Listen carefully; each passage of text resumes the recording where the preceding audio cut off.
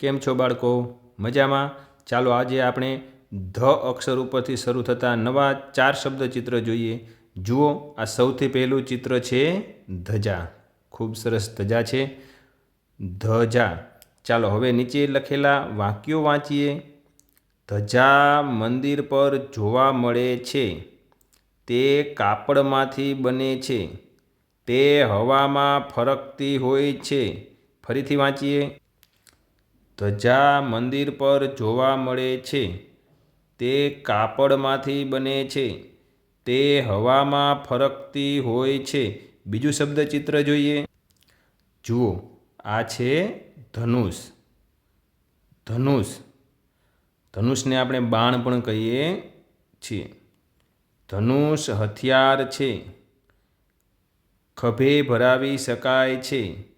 જૂના જમાનામાં તેનો ઉપયોગ થતો હતો. ફરીથી વાંચીએ. ધનુષ હથિયાર છે. ખભે ભરાવી શકાય છે. જૂના જમાનામાં તેનો ઉપયોગ થતો હતો. ત્રીજું શબ્દચિત્ર જોઈએ આપણે. જુઓ, આ છે ધોકો. ધોકા ઉપરથી ગીત યાદ આવ્યું? મારા મમ્મીના હાથમાં ધોકો છે, ઘરના સૌ ચેતી જાજો. છે ને? આ છે ધોકો. ચાલો હવે આપણે વાક્યો વાંચીએ. ધોકો. ધોકો લાકડાનો બને છે. તે કપડાં ધોવામાં ઉપયોગી છે. તે ઘર વપરાશની વસ્તુ છે. ચાલો આપણે ફરીથી વાંચીએ. ધોકો લાકડાનો બને છે. તે કપડાં ધોવામાં ઉપયોગી છે. તે ઘર વપરાશની વસ્તુ છે. ચાલો આપણે આગળનું શબ્દચિત્ર જોઈએ. જુઓ, આ છે ધોબી, જે કપડાં ધોવાનું કામ કરે છે, જેને આપણે વ્યવસાયકાર તરીકે ઓળખીએ છીએ. ધોબી. વાક્યો વાંચીએ આપણે. ધોબી કપડાં ધુએ છે.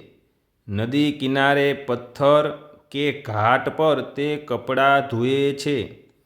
ધોબી કપડાંને ઇસ્ત્રી કરી આપે છે. તે ઉપયોગી સેવક છે. ફરીથી વાંચીએ. ધોબી કપડાં ધુએ છે. નદી કિનારે પથ્થર કે ઘાટ પર તે કપડાં ધુએ છે.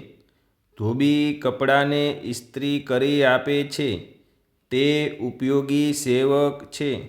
તો બાળકો, ફરીથી તમે તમારી નોટબુકમાં આ બધા જ વાક્યોને વિડીયો સ્ટોપ કરીને જરૂરથી લખજો અને તમારા મમ્મી પપ્પા પાસે વાંચજો. આવજો.